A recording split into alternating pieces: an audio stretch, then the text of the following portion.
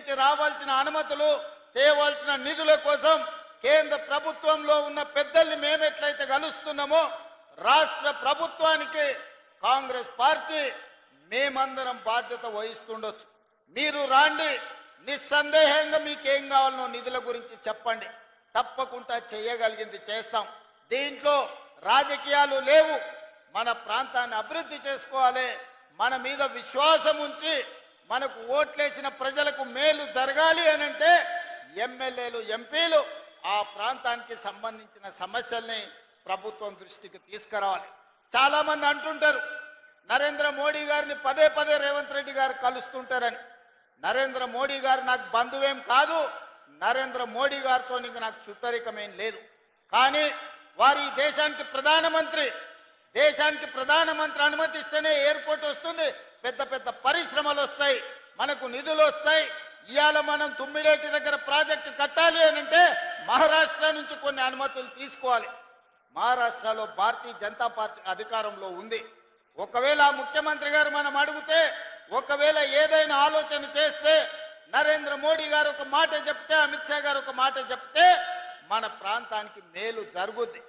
ప్రజల కోసం, ప్రాంత అభివృద్ధి కోసం, ఈ ప్రాంత నిరుద్యోగ యువకులకు ఉద్యోగ ఉపాధి కోసం ఎవరినైనా కలవడానికి ఒక్క క్షణం కూడా ఆలోచన చెయ్యను. నేను పైరవీల కోసం పోను. పర్సనల్ ఎజెండా నా దగ్గర లేదు. నాకున్నదల్లా చిన్న వయసులోనే ఈ తెలంగాణ రాష్ట్ర ప్రజలు 4 కోట్ల తెలంగాణ బిడ్డలు ఈ రోజు నాకు అవకాశం ఇచ్చి భుజము తట్టి ముఖ్యమంత్రి కుర్చీలో కూర్చోబెట్టారు. మరి దానికి న్యాయం చేయాల్సిన బాధ్యత నా మీద ఉందా లేదా మీరు ఒకసారి ఆలోచన చేయండి. ఎవరిని కలిసినా, నేను వెళ్ళినప్పుడు బీజేపీ ఎంపీలు కూడా ఉన్నారు. నేను వెళ్ళేటప్పుడు నా సహచర మంత్రులను కూడా తీసుకెళ్తున్నా. ప్రధానమంత్రి గారికి ఇవ్వాల్సిన గౌరవం ఇచ్చినాం, అడగాల్సిన అనుమతులు అడిగినాం. ఇవాళ తెచ్చుకోవాల్సిన కొన్ని తెచ్చుకున్నాం. ఇవాళ వరంగల్లో ఎయిర్పోర్ట్ వచ్చింది.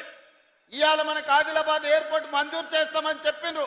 ఇవన్నీ మనం అడగకుండా వస్తాయా? 10 సంవత్సరాలు వాళ్ళు అడగలేదు. పెద్దలు చెప్పిండ్రు అడగంది అమ్మాయినా పెట్టదని. కేంద్ర ప్రభుత్వానికి ఎట్లా తెలుస్తుంది మనకేం సమస్య ఉందో, ఆ సమస్య ఏ విధంగా పరిష్కారం అవుతుందో? అందుకే ఆ సమస్యల్ని మనం నివేదికల ద్వారా కేంద్ర ప్రభుత్వానికి అందించడం ద్వారా, కేంద్రం నుంచి తెచ్చుకోవాల్సిన మంజూరీలు తెచ్చుకోవడం ద్వారా మన ప్రాంతాన్ని అభివృద్ధి చేసుకుందాం.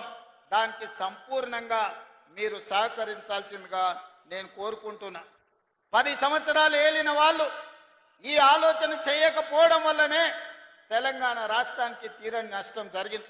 కేంద్రం నుంచి తెచ్చుకోవాల్సిన నిధులు, ఇస్తున్న నిధులు కూడా తీసుకోకపోవడం వల్లనే ఈనాడు తెలంగాణ రాష్ట్రం మీద 8,11,000 కోట్ల రూపాయల అప్పుల భారం పడ్డది. ఇవాళ అప్పే మనకు 30. ఆనాడు పాలకులు చేసిన తప్పులు, వాళ్ళు చేసిన అప్పులు ఈనాడు ఉరితాడై తెలంగాణ రాష్ట్ర ప్రజల యొక్క ఊపిరి తీసే పరిస్థితి వచ్చింది. అందుకే ఈ చిక్కుముళ్లను ఒక్కొక్కటి పరిష్కరించుకుంటూ, సమస్యల్ని దాటుకుంటూ, పేద ప్రజలకు చేయాల్సిన పనులను చేసుకుంటూ ఈ రోజు ముందుకెళ్తున్నాం. నేను ఈడున్న పేదోళ్ళని అందరిని అడుగుతున్నా, ఆనాడు మీకు ఎన్ని డబుల్ బెడ్రూమ్ ఇండ్లు వచ్చినాయో ఒక్కసారి ఆలోచన చేయండి.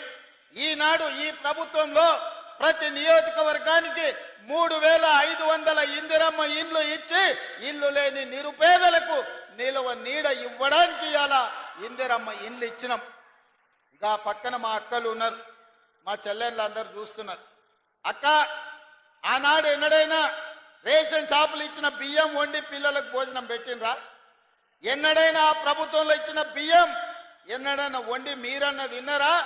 మన సంటి పిల్లలకన్నా పెట్టినమా?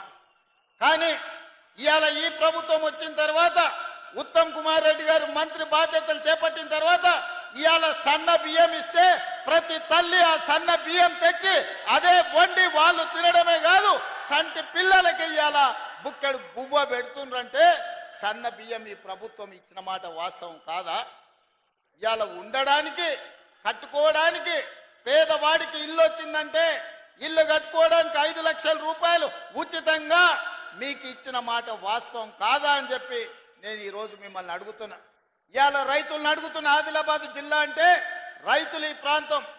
ఇవాళ సన్న వడ్లు పండించిన వాళ్లకు 500 రూపాయల బోనస్ ఉత్తమ్ కుమార్ రెడ్డి గారు మీ ఖాతాలు వేపిస్తున్నాడా లేదా మీరు ఒక్కసారి ఆలోచన చేయండి.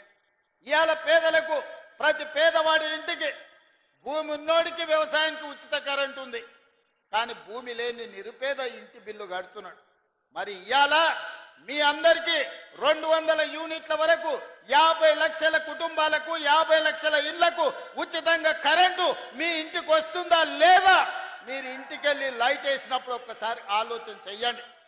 ఇవాళ మా అక్కలు ఉండ్రీడ ఆ ఎల్ల అమ్మగారి ఇంటికి పోవాలన్నా, అమ్మవారిని దర్శించుకోవాలన్నా, బాసర మందిరానికి పోవాలన్నా ఇంటి ఆయన ముందలనో కన్న కొడుకు ముందలనో చేయి చాపాల్సిన పరిస్థితి. ఆయన దసరాకి అడిగితే ఉగాదికి పోదుపో ఇప్పుడు ఏం తొందర ఉంది, మీ అమ్మగారింటికి పోకపోతే కొంపలు మురుగుతున్నాయని ఇంటి ఆయన అంటే కళ్ళల్లో నీళ్లు పెట్టుకొని మా అక్కలు మా అమ్మలు మౌనంగా ఉండే. కానీ ఇవాళ ఇంటి ఆయన బాయికాడికి పోతే అక్క అమ్మగారింటికి పోయి చూసి మళ్ళీ సాయంత్రం లోపల ఇంటికి వచ్చే పరిస్థితి వచ్చింది. ఇవాళ ఈ రాష్ట్రంలో నేను అడుగుతున్నా.